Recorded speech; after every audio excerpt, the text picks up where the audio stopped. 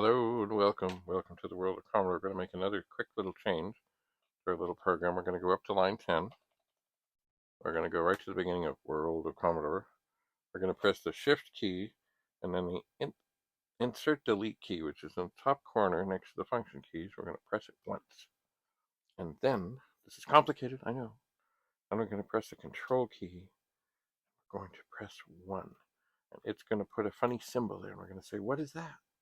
Well, what is that?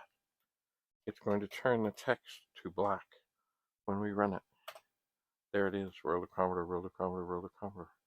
And at the end of this exercise, when it's finished doing the 256 times, the screen is going to turn black.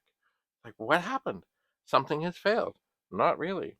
Because now if we type in, oops, I think I did that wrong, poke 53280, 1.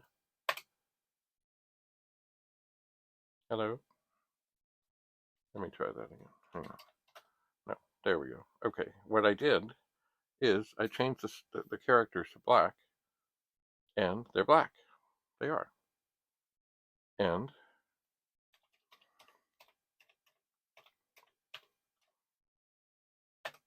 there, you can see them. They're just, when you have a black screen and the characters are black, you can't see them. But it puts on quite a light show at the beginning. So you can change the color of the characters. You can do all kinds of things. Play with things, experiment with things, enjoy the time in